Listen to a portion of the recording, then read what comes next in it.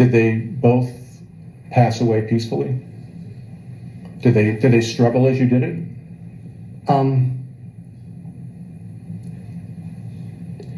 I would say the last minute, no.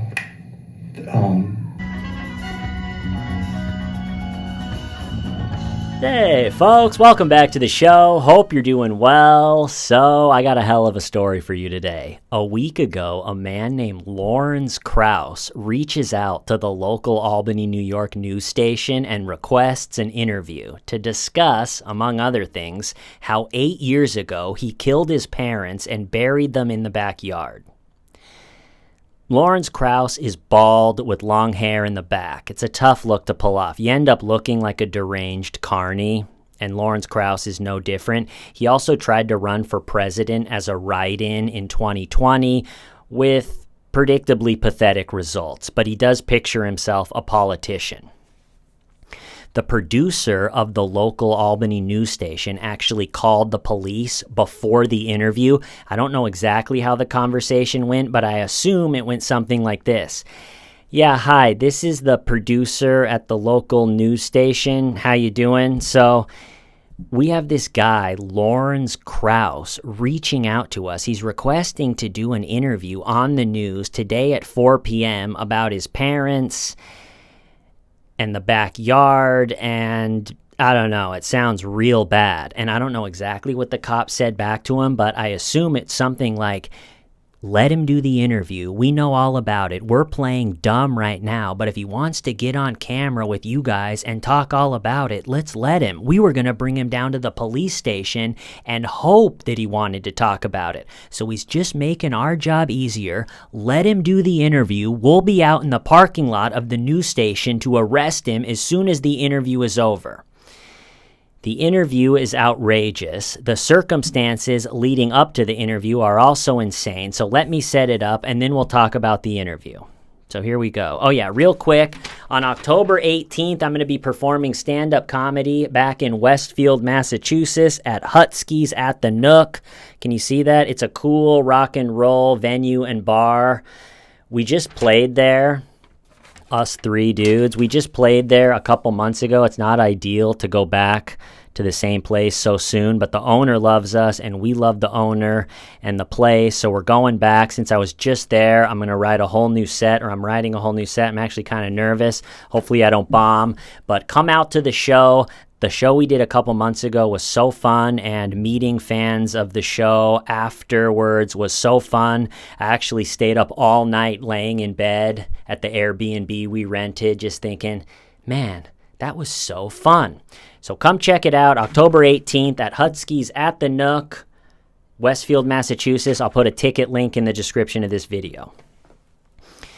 All right, so how Lorenz Kraus ended up sitting in the local news station doing this interview starts a few days before, when the Social Security office contacted the local Albany, New York police and said, there's some suspicious things going on with Franz and Teresa Kraus's Social Security payments. Nobody's seen them in 8 years. Their son, Lorenz Kraus, the bald guy with long hair in the back, he's been signing all of their checks every month and depositing the money into his account. So the local Albany police went out to Franz and Teresa Kraus's house to investigate what they thought was going to be most likely a financial crime. So all of a sudden, there's a couple police cars parked out front of Franz and Teresa Kraus's house.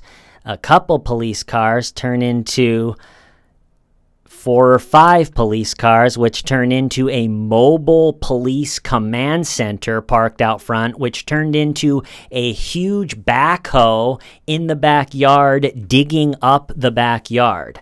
All of that police activity caught the attention of the neighbors and the local news station. So the local news station is out there interviewing the neighbors, and the neighbors are saying things like, we would see Franz and Teresa all the time, and then 8 years ago, all of a sudden, we never saw them again. One neighbor said, they said something about maybe moving to Germany.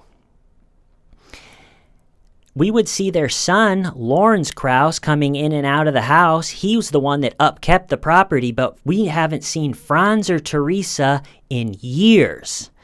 And so the police are there. They're talking with Lorenz Kraus, the son, and it'll be interesting, more information that comes out, but somehow, talking to Lorenz, they convinced Lorenz to tell them what happened. He didn't necessarily come out and said he killed his parents, but he did tell them where they were buried in the backyard.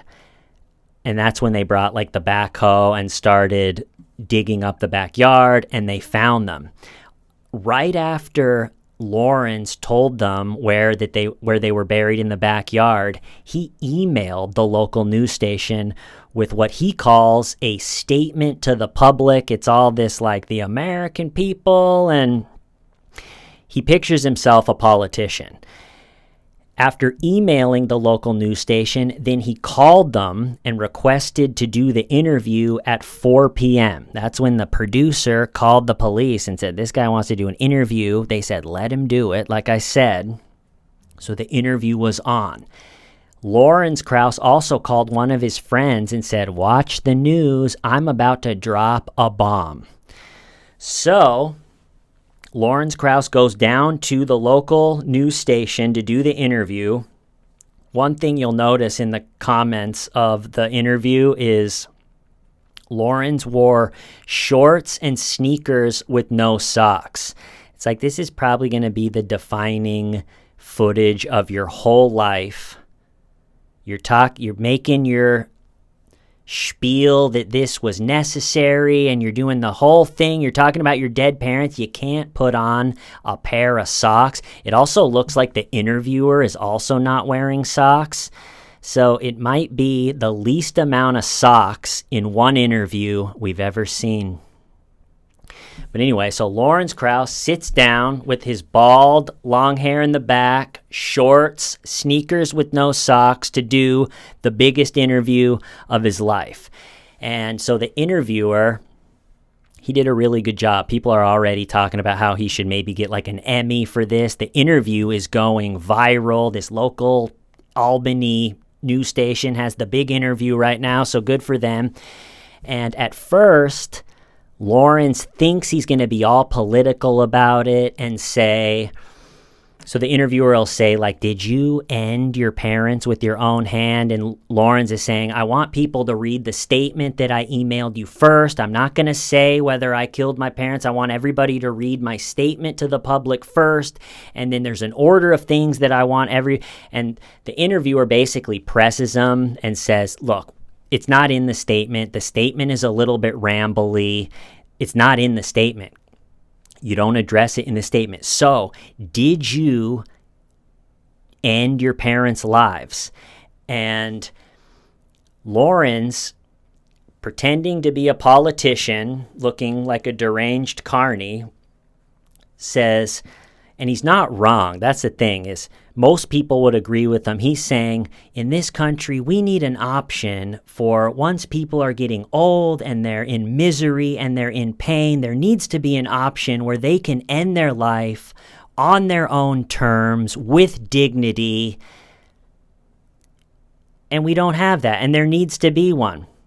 And the interviewer's going, yeah, all right, well, that's great. Well, did you end your parents' lives? And where it becomes one for the books is before he straight out comes out and just admits it, he says what he thinks warranted him killing his parents. And so in my head, I'm thinking, oh, he's about ready to talk about how they both have cancer and they're in pain, or one of them has brutal, painful, awful cancer, and it's their whole life is misery and a painful nightmare. But what he says is, yeah, so my mom fell down and bruised her face. She had black and blue marks on her face. And recently I noticed she wasn't using her turn signal properly. And the interviewer is like, that's it? He goes, yeah, and my dad has to wear a hearing aid. and recently his vision went double. And so, I had to do it. And at first he's not coming out and admitting it, and he's saying, I don't want to say that right now. I don't want to just admit that it was at my hand, and I want to use my Fifth Amendment right. And the interviewer does a good job to just squash all that. And he goes, I'm not a lawyer. I'm not a cop. The American people, uses his phrase. He says that a lot. The American people need to have an option to do their duty for their parents. The American people. So the interviewer flips that and says, the American people want to know, did you kill your parents? And finally, it just sort of slowly comes out, and he admits to it. And you can see the phrase that Lorenz says in the interview, where you can see why he did it. He says, quote, "It was a huge burden to have to face this coming up." So basically, Lorenz, it sounds like his parents were just sort of having some minor health problems. Like he was like, hey, Dad, what do you want for lunch? You want me to make you a sandwich? His dad was like, huh? What'd you say? Say that again? I didn't hear you. Well, Dad's got to go. He has a hearing aid and his double vision. Mom has a bruise on her face and messed up the turn signal. I better choke them to death tonight. So in Lauren's mind, it was over for them. She messed up with the turn signal. Dad's got a hearing aid. This is a burden that I can't even begin to deal with. And the interviewer goes, did they pass away peacefully? Did they struggle as you did it? And he goes, and there's a really long pause. If there was no struggle and they were just at the end, like hospice, and there was no struggle at all, he would have come out right out and said, no, there wasn't a struggle at all. But he goes, I would say the last minute, no. It's like, well, that pretty much guarantees there was a really awful, brutal struggle. And then he's saying things like, they lived a really harsh life. My mom he's trying to make it not sound so insane that he choked his parents to death when they barely had any health problems. And he's going, my parents, they lived a serious life. My dad was in a communist concentration camp when he was 12, and my mom used to chase funerals after World War II, so they lived really serious, harsh lives. So this just is kind of par for the course for him. But the story that he tells of doing it, he thinks that it's a political, like he thinks he's a politician saying, we need to change the laws in this country so to squeeze the laws to fit the humans, not the humans to fit the laws. Stuff like this needs to be done. He keeps saying there's 40 million boomers that are all getting, old in age. They're all going to have a horrible death. And we need to have a conversation as a country and give people a realistic solution for as their parents so they can do their duty as a kid for their parents. And so it's like when he's talking about that, it's like, all right, I'm not totally disagreeing with every point that you're making. So, but then the interviewers are like, all right, so like what happened? Did you poison them? Was there medication? He's going, no. He goes, did you suffocate them? And he nods his head, yes. And he goes, okay. Who did you kill first? And he says, my father. And he goes, did they know that when it was happening, did they know that they were perishing at your hand? And he goes, oh, yeah. Yeah. And he says that he killed his father first with going like this. And the way he reacted to was their struggle. There was. And then he said he waited a couple hours. And during those couple hours, his mom, this is heartbreaking, just put her head on her husband's, his dad's chest, just laid her head on the chest 2 hours later, and then he strangled his mom with a rope. And again, this is all because the mom screwed up a turn signal, had a bruise on her face, and the dad had a hearing aid. It sounds like they had at least one and possibly a couple good chapters left before it got really bad. And so he asked him, what did you do in between? You did your father, and then it was a couple hours. What did you do? And you could tell that he remembers exactly what he did, but he just goes, I don't remember. And they had a daughter that passed away years ago from cancer. And he said that he was sitting with his parents before he did it. It was like 3 a.m. Such a terrifying scene. Picture, he's bald with deranged long hair, messed up in the back. And he said that when he was in 11th grade, he stayed up 2 nights in a row. He had a test, and then he had a paper due in the 11th grade, and good grades were really important in his family. So he stayed up 2 nights in a row, and when he tried to go to bed that second night, after laying in bed, he said he popped out of his body, went up to the ceiling, saw the nooks and crannies in the ceiling, and then the world fell away, and he was in a black void with doors, and in one of the doors was his dead sister. And so he said that he sat down on his parents' bed before he killed them, told them that story, and then told his dad, go find Rosa, and strangled them. Killed them both. The bodies sat in the house for 3 days while he was going, what do? I can't do this. I can't do that. And then all of a sudden, it said it hit him. I'll just bury them in the backyard. He said it was a sunny day. It felt right.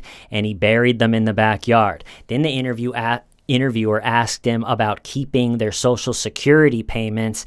And he said, well, what was I supposed to do?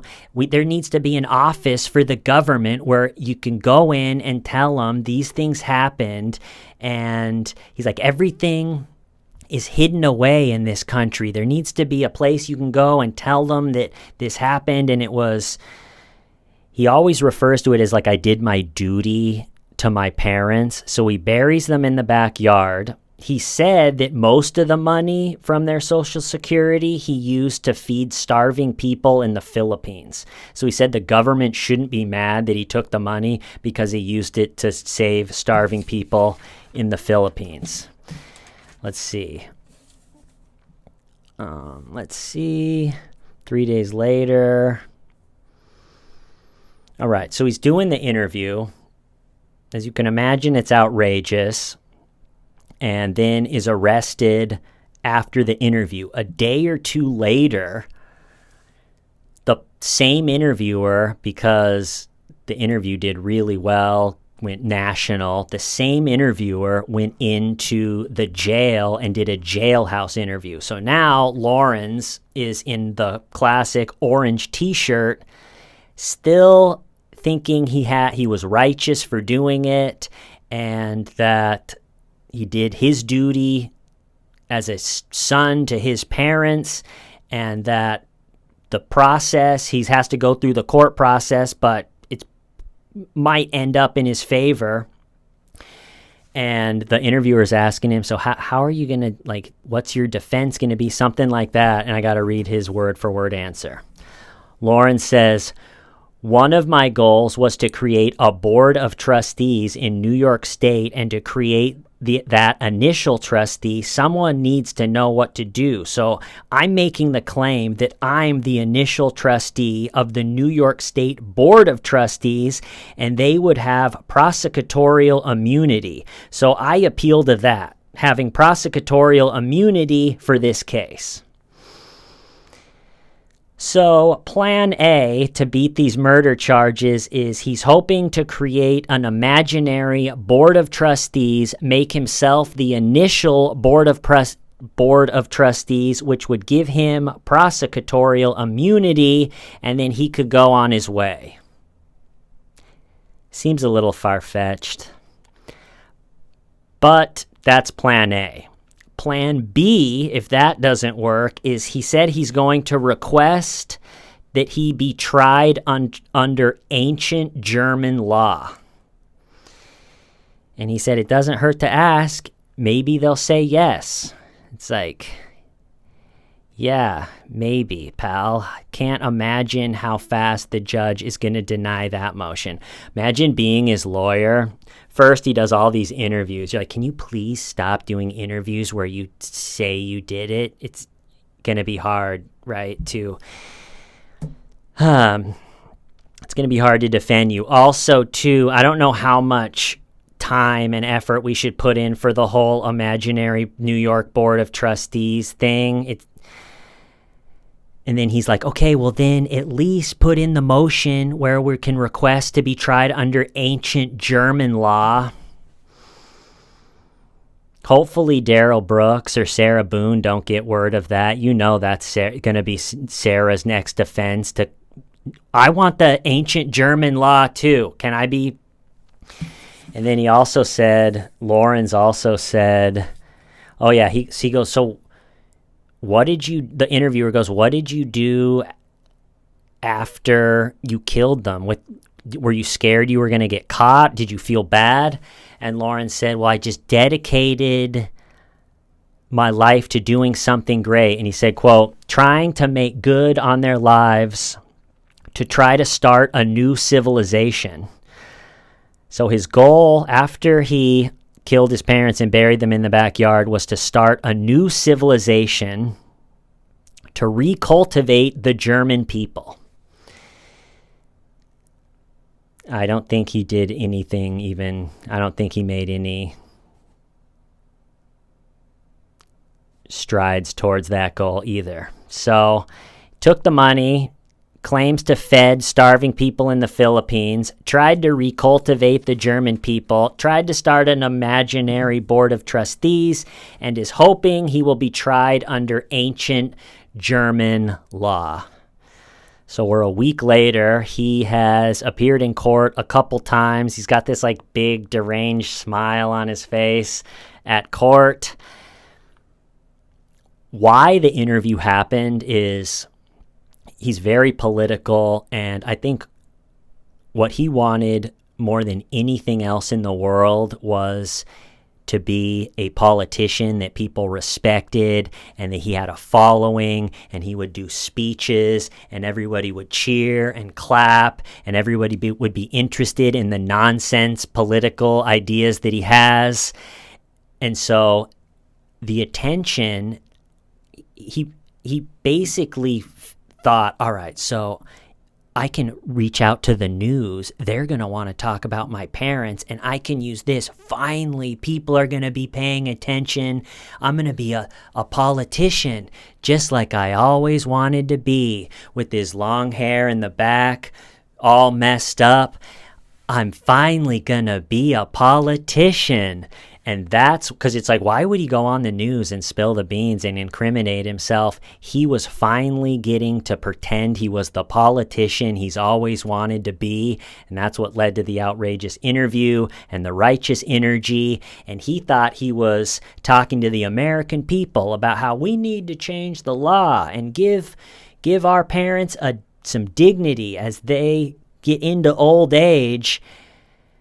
But he just came off as a deranged carny. So anyway, we'll follow it. Pretty wild. I love you all. I'm going to cut it off there. Why? Steven, why? Shut.